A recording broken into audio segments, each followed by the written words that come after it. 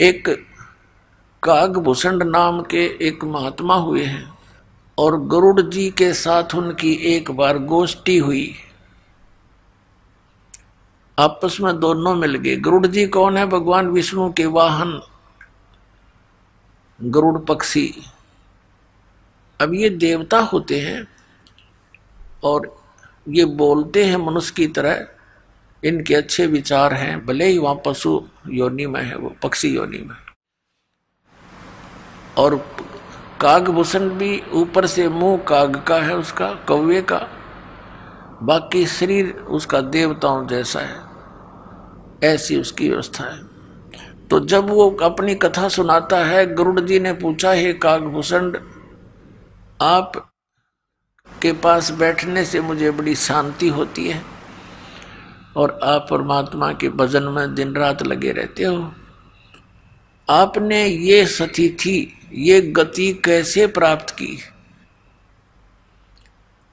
अब कागभूषण ने कहा कि गुरुदेव, मेरी लंबी कहानी है, समय हो तो सुनाऊं।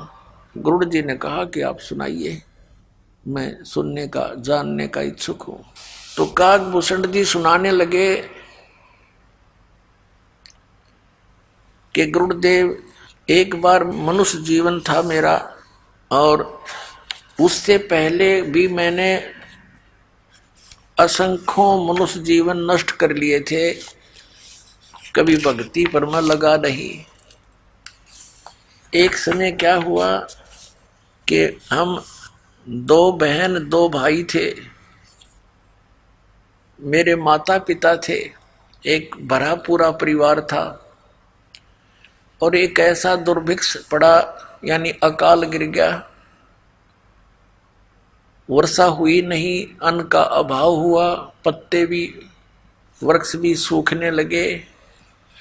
तो ऐसा भयंकर स्थिति आ गई कि मनुष्य को मनुष्य खाने लग गया।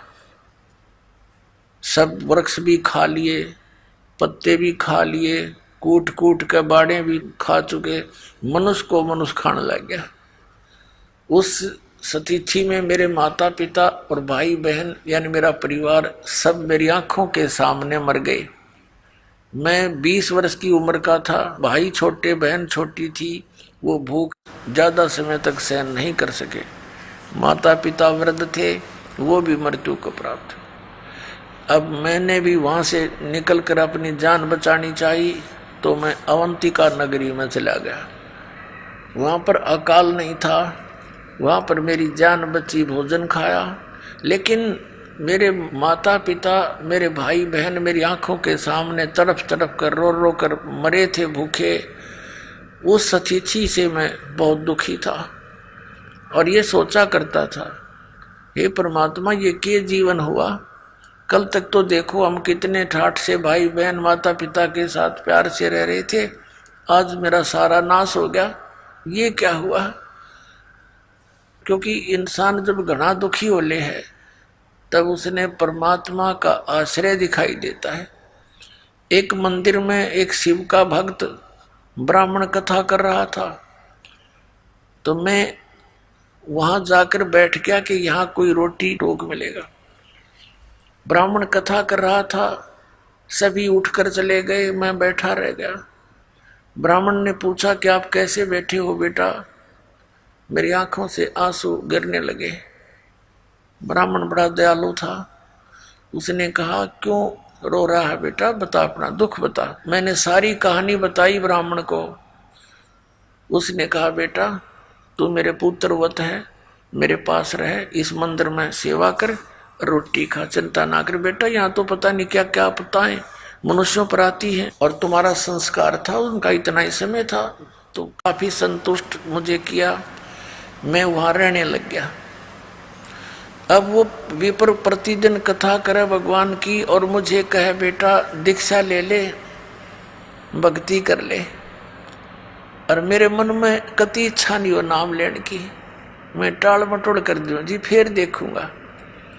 अब कागभूषण जी बता रहे हैं गरुड़ जी को कि ऐसे 6 महीने बीत गए, रोज कथा सुनूं, बैठा रहूं, कति हृदय में बातें नहीं आवे, अग नाम ले लूं, दीक्षा ले लूं। 6 महीने तक जब ये कथा सुनता रहा और विपर मेरे को प्रतिदिन दूसरे तीसरे दिन कह देता, बेटा देखो मनुष्य जीवन परमात्मा की भक्ति के लिए मिला है, इसके बिना तो ये पशु जैसा जीवन है, और देखो यहाँ क्या क्या घटनाएं घट जाती है, ये झूठा संसार है। जबकि मेरे इतनी चोट लग चुकी थी, मैं इतना पापी था, ये कह रहा था काकभूषण कि मैं इतना निकम्मा आदमी था, मैंने असंख्यों जन्म मनुष्य जीवन बर्बाद कर चुका था मैं। और 6 महीने तक लगातार सत्संग सुनकर तब मेरी आत्मा में जगह बनी, थोड़ी सी दीक्षा ले लूं।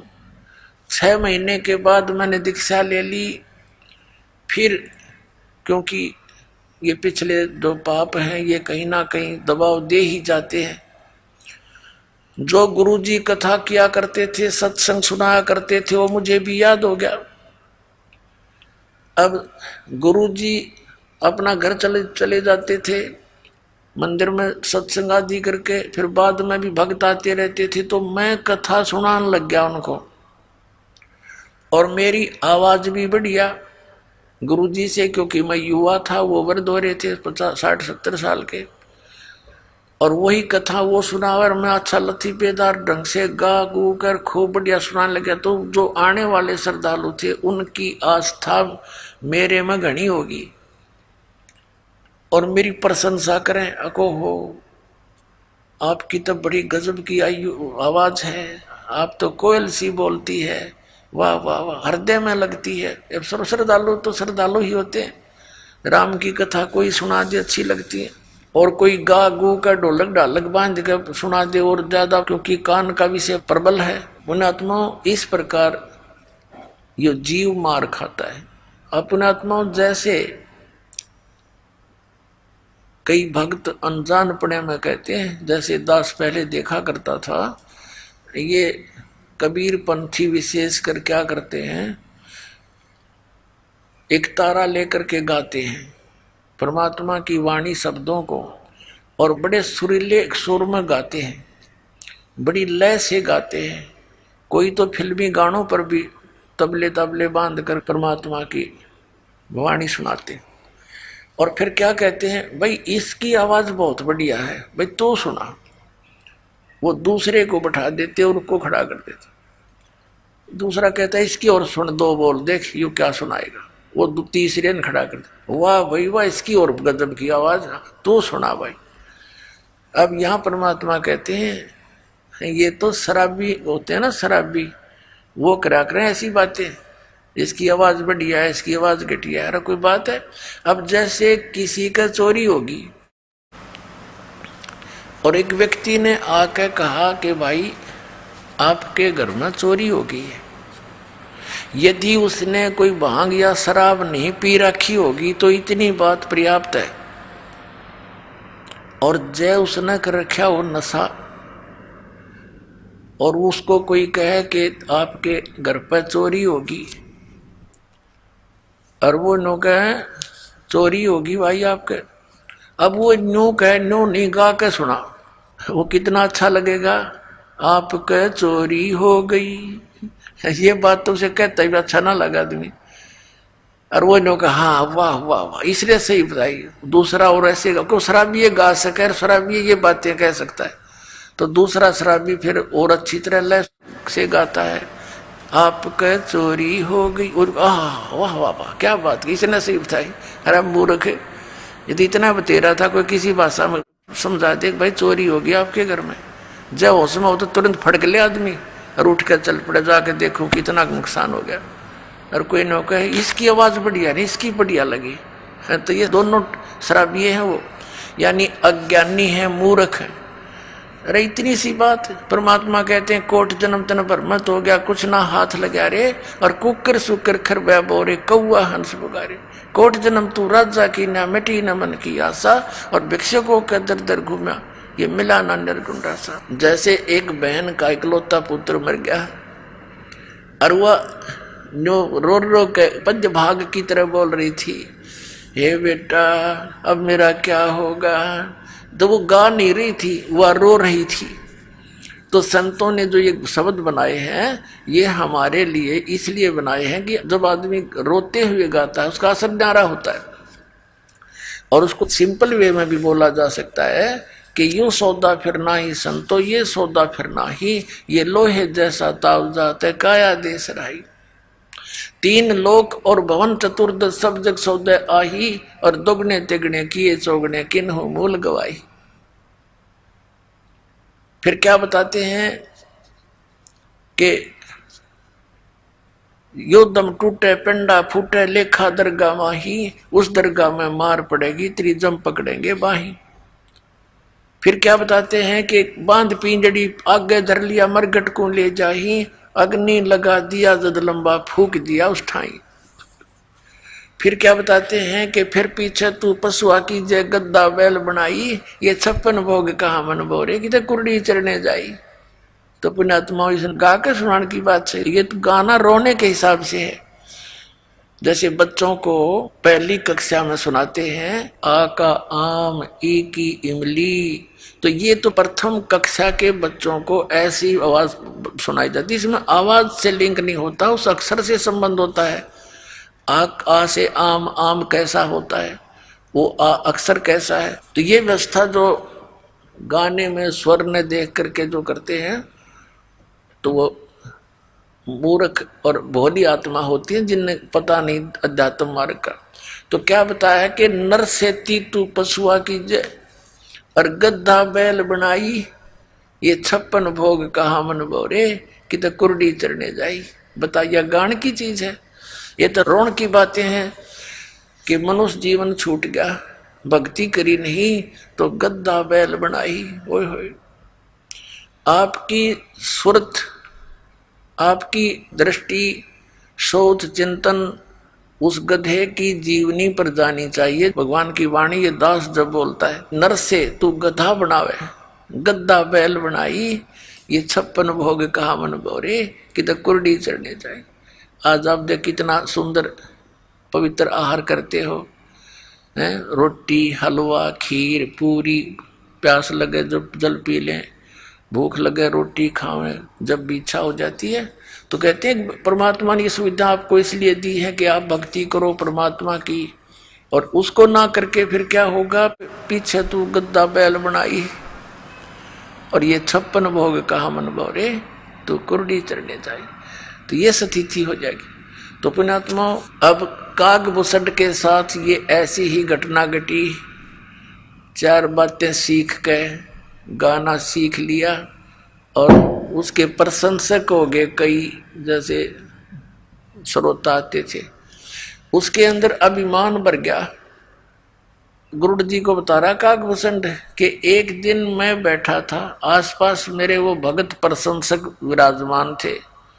गुरुजी आए मंदिर के अंदर भगवान शिव की पूजा करने के लिए, तो मैंने बैठे बैठे प्रणाम कर लिया, उठा नहीं, मैं उठ के उनका सत्कार नहीं किया गुरुजी का, जो एक नियम होता है। और मैंने सोचा मेरी बेइज्जती हो जाएगी, मेरे चेले बैठे हैं आसपास ही, तो खड़ा होऊंगा तो मैंने अपने आप मैंने सोच लिया, अभिमान हो गया। तो गुरुजी ने तो इस तरफ ध्यान नहीं दिया, क्योंकि उनकी तो धुन थी अपनी पूजा करूं जाके। वो तो मंदिर में भगवान शिव के जो मूर्ति थी वहां बैठ के भक्ति करने गया। अपनात्मा जो दास कथा सुनाना जा रहा है, ये ना समझना कि ये मंदिर की पूजा से उस पुजारी को, पंडित को कोई उपलब्धि थी। वो पूजा तो आप कहीं कर लो, घर पर बैठ के कर लो, सच्चे दिल से जिस भी इष्ट की आप पूजा करोगे, साधना करोगे, जितनी उस इष्ट की सामर्थ्य है उतनी मदद आपकी अवश्य करेगा। कबीर साहब कहते हैं जो जाकी सरना बसे ताको ताकी लाज, और जल सुई मछली चढ़ जाए बह जाते गजराज। अब जैसे जल ऊपर से गिर रहा है ऐसे झरना टाइप, तो उसके सामने तगड़े से तगड़ा हाथी भी, शक्तिशाली हाथी भी खड़ा हो तो उसको भी वो जल बहा ले जाता है और पटक देता ठाके। और मछली को अलाउड कर रखा है उसने, तो कितने घूम, क्योंकि वो उससे एक विशेष लगाव रखती है जल से। उसने उसके अपनी सारे नियम तोड़ दिए उसके लिए। वो उल्टी दिशा में भी ऊपर चढ़ जाती है और ऊपर चली जाती है, फाल से भी ऊपर पहुंच जाती है। तो कहने का भाव यह है कि जैसे आपकी मित्रता एक दरोगा जी से होगी और उसके ऑफिस में आप जाकर सीधे बैठ जाओगे, चाय पिलाओगा, खाना खिलाओगा, बर्फी खिलाओगा, और उसके सत्र का जो काम होगा पहला करेगा आपका सबसे पहले। और वहाँ वैसे दरोगा के थाने में जाना आम आदमी की हिम्मत नहीं, और वो उसके लिए एक आम बात होगी। ऐसे ही कोई डीसी से मित्रता किया हुआ तो उस सत्र की, अपने सत्र की जो भी सहयोग सहायता है अपने मित्र को वो डिप्टी कमिश्नर भी देता है। और इसी प्रकार किसी की मंत्री से जान पहचान है तो मंत्री अपने सत्र का लाभ देगा ही देगा, और जिसकी मुख्यमंत्री से है इसी तरह जानो आगे प्रधानमंत्री से जिसकी मित्रता होगी तो उसके आगे पे सारी फेल होगी। अब कहते हैं जो जाकी सरना बसे ताको ताकी लाज, और जल सो ही मछली चढ़ जाए ये बह जाते गजराज। तो भगवान शिव की साधना करता था, सच्चे दिल से करता था, तो भगवान शिव भी कोई छोटी बात नहीं, एक विभागीय मंत्री है इस 3 लोक में, काल के एक ब्रह्मांड में। अब जब वो ये पुण्यात्माओं ये कंसेप्ट साथ साथ इसलिए क्लियर करने पड़ते हैं कि आप लोगों के मन में वो पुराना बहुत ज्ञान अड़ा पड़ा है, कति यहाँ तक ठोक रखे हम, अब वो सारा निकालना पड़ा है, रेग मार मार के कति कूणा भी साफ करना पड़ता है, कहीं पेंट ठीक ना हो। अच्छा जो पेंटर होता है वो रेग मार बड़ा सावधानी से लगाता है सब जगह, कहीं जंग रह गया तो फिर टिकन नहीं देगा, इस लगा लगा खराब हो जाएगा। जब वो पुजारी पंडित जी ब्राह्मण भगवान शिव की पूजा में मस्त हो गया, आकाशवाणी हुई भगवान शिव की उस मंदिर में, कह रे धुरत कागभूषण तेरे को 1 लाख वर्ष तक नरक में डालूंगा। अब उस गुरुदेव ने भी आकाशवाणी सुनी, वो उस बच्चे को बुला, बेटा क्या गलती कर दी तूने, भगवान तुझसे क्यों अक्षुब्ध हो गए, अरे माफी मांग, अक्षमा याचना कर।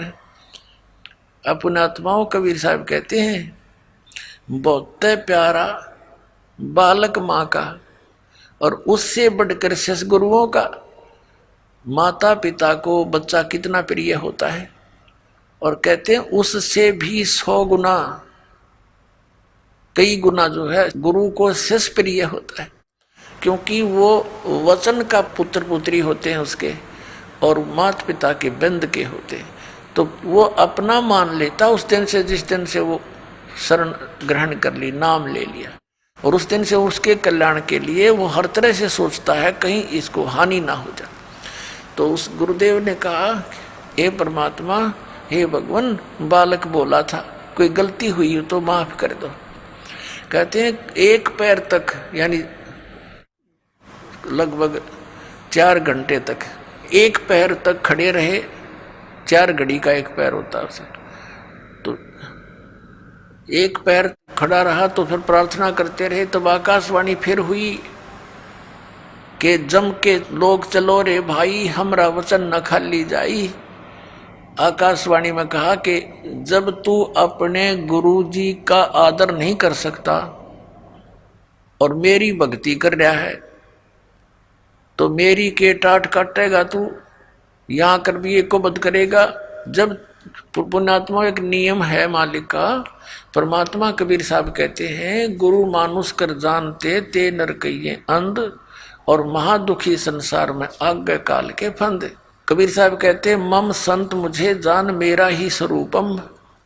अब जैसे यह दास है और परमात्मा कबीर जी का भेजा हुआ उसका प्रतिनिधि समझो, उनका दास हो, आपके लिए इस दास को एज ए कबीर परमेश्वर ट्रीट करना पड़ेगा। जब वो राजी होगा, जब वो प्रसन्न होगा, क्योंकि वो भगवान ये दृष्टि रखते हैं कि आज जैसा व्यवहार ये इस मेरे भेजे हुए संत के साथ कर रहा है, अगर मैं इसके स्थान पर होता तो ऐसे ही मेरे साथ ये ऐसा करता। तो क्या बताते हैं, गुरु गोविंद कर जानियो रहियो शब्द समाए, मिले तो दंडवत बंदगी नहीं पल पल जान लगावे। गुरु को परमात्मा जानकर अपना जीवन सफल करे, और मिले जब दंडवत बंदगी नहीं चिंतन खूब करे।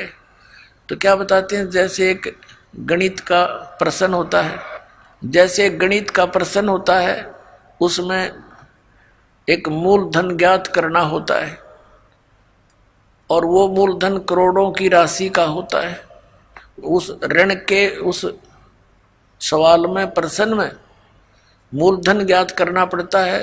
तो सपोज करना पड़ता है, मान लीजिए मूलधन 100 रुपये, और मूलधन 100 रुपये माने बिना वो ओरिजिनल मूलधन नहीं मिल सकता, यानी वो प्रॉब्लम सोल्व नहीं हो सकती, वो प्रश्न हल नहीं हो सकता।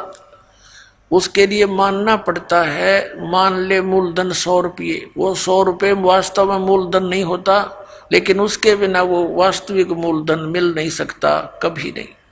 तो इसलिए ये दास गॉड नहीं है, लेकिन आपने न्यू मान कर रिहर्सल करनी पड़ेगी कि मान लो गुरुजी गॉड, ये समझ लेना पुनः। तो क्योंकि जब आप यहाँ से जाओगे तो आपको त्रिकुटी के ऊपर, जहाँ एक इंटरनेशनल एयरपोर्ट है यहाँ से जाने का, और वहाँ से जहाँ भी जिसने टिकट बनवा रखी है, यानी जिस भी देव ईष्ट की साधना वो किए हुए हैं, वहाँ त्रिकुटी से ही उसका फिर आगे आगे उसी रास्ते से उसके विमान जाएंगे। तो वहाँ जब आप पहुँचोगे, ये दास खड़ा दिखाई देगा आपको, परमात्मा इस दास के रूप में वहाँ मिलेंगे। और आपकी जैसी श्रद्धा यहाँ होगी ऐसी वहाँ होगी। ये तो रिहर्सल है, एक ट्रायल है। तो जैसा आपका बर्ताव इस दास के प्रति यहाँ होगा, ऐसा ही वहाँ होगा। अब जैसे दास यहाँ खड़ा है बाहर और आप वहाँ बैठे हो, मस्ती मार रहे हो, एक गप्पे कर रहे हो, तो ऐसा ही भाव फिर वहाँ होगा। तो भगवान निकल जाएंगे, तुम मुड़े गप्पे मारते रह जाओगे। तो जो ही गुरुजी आते हैं, आप देखते हो कोई भी गुरु है कहीं पर भी, वो नकली है, उनके प्रति भी वो ऐसी श्रद्धा रखते हैं जो पुण्यात्मा है, क्योंकि उनका स्वभाव है। एक टक दृष्टि रखते हैं जब तक वो आंखों के आसपास रहते हैं। तो ये उनने पिछले जन्मों से अभ्यास कर रखा, जो पुण्यकर्मी प्राणी पिछले जन्मों से आ रहे हैं भक्ति करते हुए। तो ये नियम है, विधान है इस भक्ति का। तो वहां जैसा जिसका आपने यहाँ प्रैक्टिकल कर रखा है, वो तो वैसा ही वहां होगा आपका स्वभाव। तो इसलिए गुरु जी को एज ए गॉड ट्रीट करके उसके साथ फिर ऐसा व्यवहार करें। गुरु के सम्मुख वचन नहीं कहे, सो से रहनी गहनी सुख रहे। तो इस प्रकार जो नियम है, गुरु सम्मुख ले झूठ सजोई, निश्चय नरक पड़े से सो। तो इस तरह की जो परमात्मा ने फाउल पॉइंट बता रखे हैं, उन फाउल पॉइंटों से डरे। अब कागभूषण को आकाशवाणी में भगवान शिव ने बताया कि रे निकम्मे व्यक्ति, जब तू अपने गुरु का सत्कार नहीं कर सकता तो मेरा क्या लगा तू, और तुझे नरक में ठोकूंगा। इस संति से दयालु होते हैं। उस ब्राह्मण ने, उस पुण्यात्मा ने बार बार प्रार्थना की, हे परमात्मा आप तो दयालु हो, आप तो बख्शनहार हो, बालक है, छोटा बच्चा है, गलती होगी, इससे माफ करो। अरे क्या कर दिया तू नालायक, बता क्या कर दिया। तब आकाशवाणी में कहा कि ये अपने गुरु का आदर नहीं किया, खड़ा होकर के इसके अंदर अभिमान समा गया था, इसका ये दंड इसको भोगना ही पड़ेगा। फिर बार बार प्रार्थना करने से शिव जी ने कहा कि तेरे गुरु जी की प्रार्थना स्वीकार होती है, लेकिन नरक में तो तुझे जाना ही पड़ेगा, मैं इसको चेंज नहीं कर सकता। लेकिन उस नरक में तुझे यम के दूत दुखी नहीं करेंगे, ये मैं आदेश दे दूँ। अब उसको इतना सहारा मिल गया, उसकी मृत्यु होगी कुछ वर्षों के बाद, नरक में तो जाना ही पड़ा।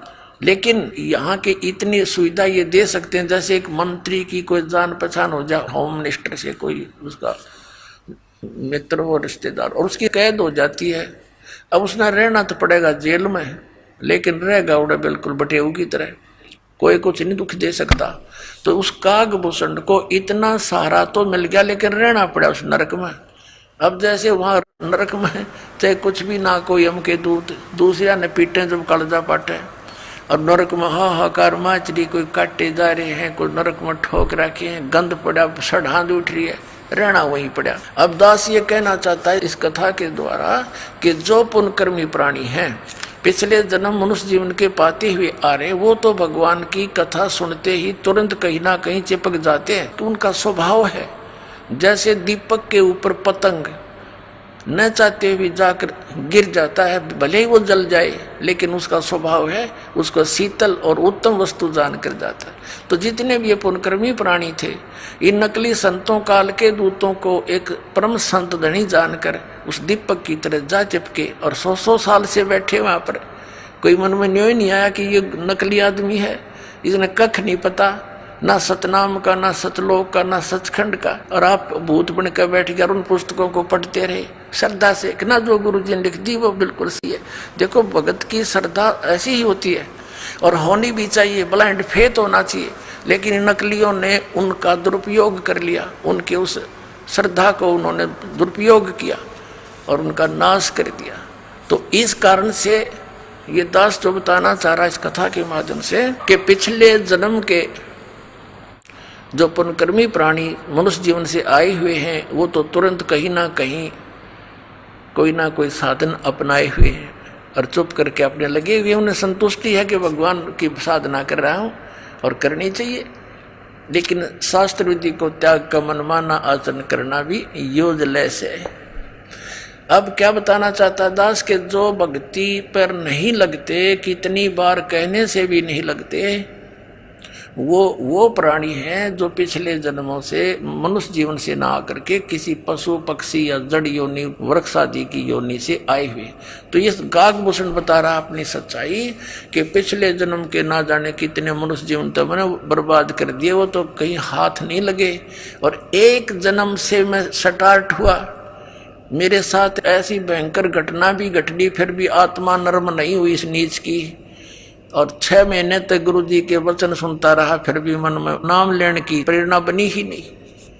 और फिर भक्ति पर लगा तो यह अकोबद कर दी, या तो वो लगे नहीं, लगेंगे तो मर्यादा नहीं रख सकते, उनमें कोई न कोई बुरा संस्कार कहीं ना कहीं प्रबल हो ही जाता है।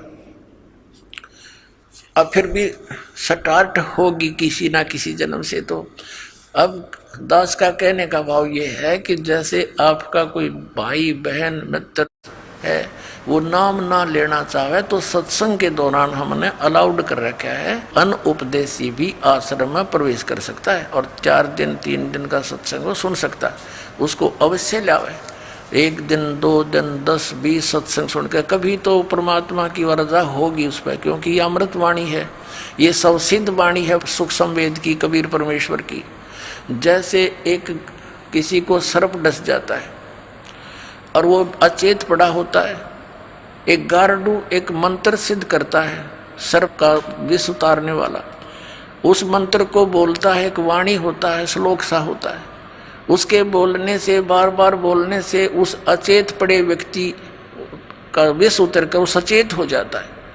जबकि ना वो सुन रहा है ना उसकी कोई भाषा समझ रहा है, ये बोल क्या रहा है।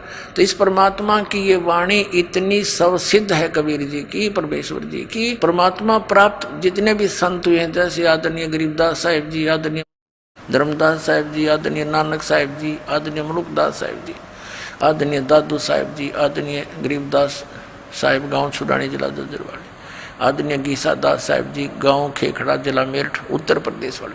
तो इनका तो दास को पता है कि इनको परमात्मा सीधे मिले और इनको वो ज्ञान अमृत दिया। तो इनकी वाणी में और स्वयं परमेश्वर की वाणी में ये एक सबसिद्ध वाणी है, जिससे हमें बहुत ज्ञान यज्ञ का पुण्य मिलता है और आत्मा के ऊपर दुष्कर्मों का जो विष चढ़ा हुआ है वो भी धीरे धीरे हटकर फिर प्रेरणा बन जाती है परमात्मा की भक्ति करने की। तो इसलिए सत्संग में लाना, वो भी आते रहेंगे, उनको ठीक है देर से असर होगा इस कागभूषण की तरह, लेकिन वो कलम चढ़ जाएगी किसी ना किसी युग में और फिर स्टार्ट भक्ति हुई धीरे धीरे सफल भी होगा। कागभूषण बता रहा है फिर उसके बाद नरक भोगने के बाद मेरा मनुष्य जीवन हुआ और भक्ति की कुछ पिछले संस्कार से फिर प्रेरणा बनी। एक समय लोमस ऋषि जी कथा कर रहे थे और मैं बन गया वकील, मैं क्रिटिसाइज करने लग गया उसकी। मैंने कहा कि महाराज जी आप तो सरगुण भगवान की कथा सुना रहे हो, हम तो निर्गुण के अधिकारी हैं, हमें तो निर्गुण भगवान के बारे में बताओ। अब कागभूषण को लोमस ऋषि जी ने बहुत कुछ समझाने की चेष्टा की, भाई देखो आम के बीज के अंदर, गुठली के अंदर निर्गुण रूप में आम है, आम का पेड़ है। अब उस गुठली को, बीज को बीजा जावे जमीन में, सिंचाई करे, फिर वो पौधा होगा, फिर पेड़ होगा, फिर उसका फल लगेंगे। वो निर्गुण काम का है कि ये सरगुण।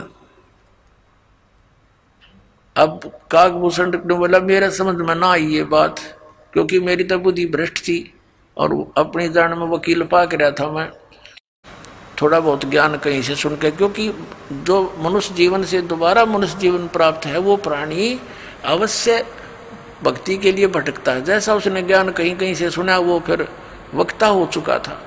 तब लोमस ऋषि ने 2-3 प्रमाण और दिए भाई। कहते हैं शिव की जटा में थी गंगा भाई, और भागीरथ ने वह गुप्त वस्तु प्रगट दिखलाई, यानी यहाँ प्रगट कर ली। ये निर्गुण हमें नहीं दिखाई देती, वह एक जगह थी, हमारे तो काम आई नहीं, हमारे लिए तो निर्गुण है बिना गुण की। और जब गंगा यहाँ आई तो हमारे लिए तो गुण हो गया इसमें। तो ऐसे समझो वो क्या बताना चाह रहा था लोमस ऋषि, कि परमात्मा ऊपर तो निराकार है और नीचे यहाँ जो राम और श्री कृष्ण रूप में आते हैं तो ये सरगुण है, ऐसे बता रहा था। इनकी यहीं तक सोच है। तो उसने क्या कहा काकभूषण ने कि आप तो वैसे ही कह रहे हो, यानी कुछ ऐसी उठपटांग बात कह दी। तो लोमस ऋषि ने उसको श्राप दे दिया, अरे चंडाल, तू ना ज्ञान को सुनता है ना सुनने देता है, तेरा चंडाल का जन्म होगा। अब काकभूषण कहता मुझे पिछली बात याद आएगी कि मैंने गलत कर दिया, मुझे क्रोध नहीं आया और ऐसे मायूस सा होकर बैठ गया है भगवान, बहुत गलती बन गई, मैंने विवाद किया और प्रभु आपका वचन शिरोधारी है। प्रभु दास को कहीं भी जन्म दे देना, चंडाल के देना या किसी के घर देना रिसीवर, पर एक आशीर्वाद दे दो अपने दास को कि मुझे भगवान की भूल ना पड़े। अब लोमस ऋषि शांत होया, भी कोई बात ना, बालक था, विवाद कर दिया, मैंने भी गलत श्राप दे दिया। तो उसने कह दिया ठीक से बेटा, तुझे भगवान की याद बनी रहेगी। तो काकभूषण कहता कि फिर मेरा जन्म हुआ ब्रह्मा की पत्नी, इनका हंस वाहन है, अपनी हंसनी को लेकर के एक कागचंड के घर गई, यानी गर्भ धारण करवाने के लिए। तो उनके संयोग से हंसनी और कागचंड, काग के संयोग से मेरा जन्म हुआ। तो मेरा बाकी शरीर तो देवता जैसा और मुख है काग जैसा, लेकिन बोलता है मनुष्य की तरह। तो पुण्यात्मा, उसके बाद काकभूषण कहता है कि फिर मेरा उद्धार किससे हुआ।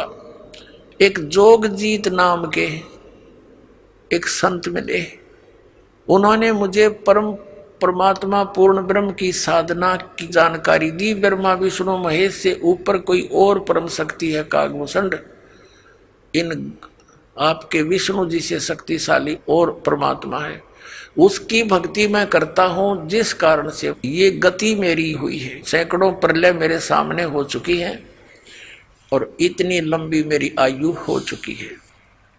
अब क्या बताते हैं, बुझे गरुड़ भूषण बियाना, मोह से कहो भेद विधि नाना, वचन सुशील दृष्टि अनुरागी, देवता की दे मुख द्वार मुख कागा।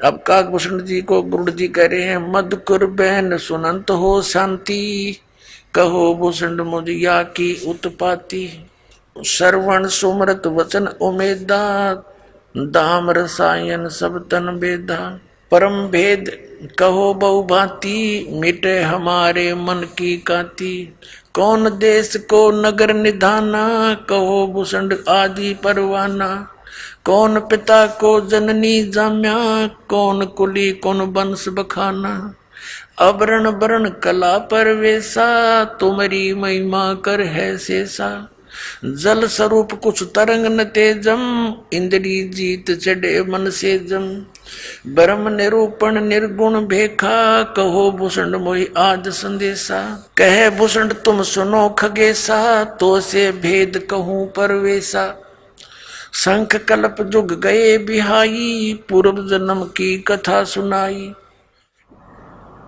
शंख कल्प जुग हो गए, जामन मरण जिहान, जन्म पूर्वला तुझे कहूं, सुनो खगेश सुजाने। गरुड़ जी को काकभूषण कह रहे हैं, कह भूषण सुनो खगेशा, अर्थों से भेद कहूं परवेशा। शंख कल्प युग गए बिहाई, शंख कल्प तमन बर्बाद कर दिए और पूर्व जन्म की कथा सुनाई। शंख कल्प युग हो गए, जामन मरण जिहान, जन्म पूर्वला तुझे कहूं, सुनो खगेश सुजान। सुनो गुरुड़ मेरा आद संदेशा, भिन्न भिन्न भेद कहूं खगेशा। शंख जन्म पूरब पैमाला, शंखों जन्म पूरब यानी पहले के पैमाल माने नाश कर दिए। शंखों जन्म पूरब पैमाला, और गए जो मिथ्या नहीं संभाला। वो तो मिथ्या गए में संभाल नहीं सका, यानी भक्ति ठीक बनी नहीं, मैं स्टार्ट नहीं करी भक्ति। अवधपुरी एक नगर निधाना, जहां अवतार धरे मोरे प्राणा। 20 वर्ष की उम्र पुनीता, और मात पिता भय काल समीपा। मेरी 20 वर्ष की उम्र थी, मेरे मात पिता और सब परिवार मेरा काल की ग्रास हो गया, निमर गया। पड़ा काल दुर्भिक्ष ताही, और पृथ्वी डोल गई रे बाई। ऐसा भयंकर दुर्भिक्ष गिरा था, अकाल गिरा था कि पृथ्वी भी कांप गई थी, ऐसा हाहाकार मचा था। पड़ा काल दुर्भिक्ष अपारा, मनुष्य मनुष्य का करे आहारा। अन्न का नहीं आहार प्राणी, पड़ा काल दुर्भिक्ष समानी। अवधपुरी हम तजी खगेशा, ताई आए हम मालू देसा। पूरी अवंती लीना बासा, जावा नहीं अन्न की त्रासा।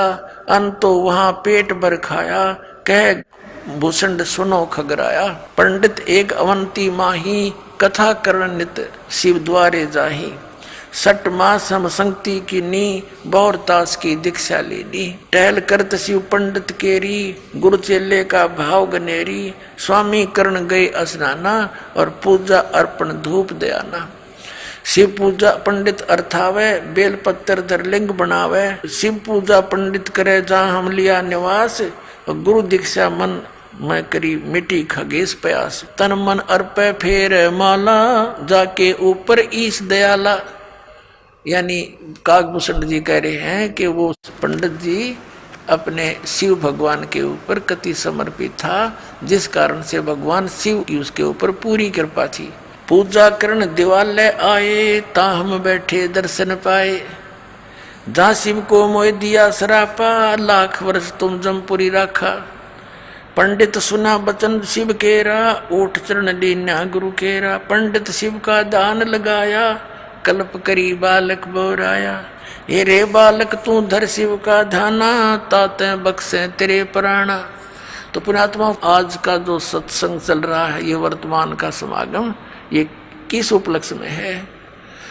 परमात्मा सतलोक से चलकर आते हैं, अपनी प्यारी आत्माओं को मिलते हैं जो परमात्मा के लिए भटक रहे हैं, और उनको फिर तत्व ज्ञान समझाकर सत भक्ति, वो 2 अक्षर का मंत्र सतनाम देकर उनका कल्याण करते हैं।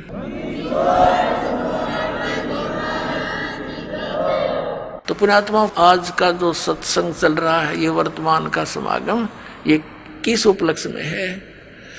परमात्मा सतलोक से चलकर आते हैं, अपनी प्यारी आत्माओं को मिलते हैं जो परमात्मा के लिए भटक रहे हैं, और उनको फिर तत्व ज्ञान समझाकर सत भक्ति, वो 2 अक्षर का मंत्र सतनाम देकर उनका कल्याण करते हैं। अब काकभूषण जी भक्ति भी कर रहे थे, ऋषि संतों से उपदेश भी ले रखा था। तब परमात्मा गए, बेटा इस साधना से तेरा जन्म मृत्यु नहीं मिट सकता, और पूरी सृष्टि रचना सुनाई। तब काकभूषण ने बताया गरुड़ जी को कि गरुड़ जी, जो साधनाएं आप कर रहे हो, भगवान विष्णु को आप परमात्मा मानकर, ये पूर्ण परमात्मा नहीं है, इसकी तो आप जन्म मृत्यु होती है। अब काकभूषण से ये ज्ञान सुनकर गरुड़ जी की भी आंखें खुल गई। कि भी सचमुच इनकी जन्म मृत्यु होती है। और कागभूषण ने यहाँ तक बताया परमात्मा कबीर जी जो जोगजीत रूप में उनको मिले थे कि बेटा ये ब्रह्मा विष्णु महेश तुम्हारे किसी भी प्रारब्ध के कर्म को कम और ज्यादा नहीं कर सकते। यानी तेरे मृत्यु है तो मृत्यु होगी ही होगी, ये उसमें एक्सटेंड नहीं कर सकते। गरुड़ जी के मन में आया भी बात भी सच्ची है।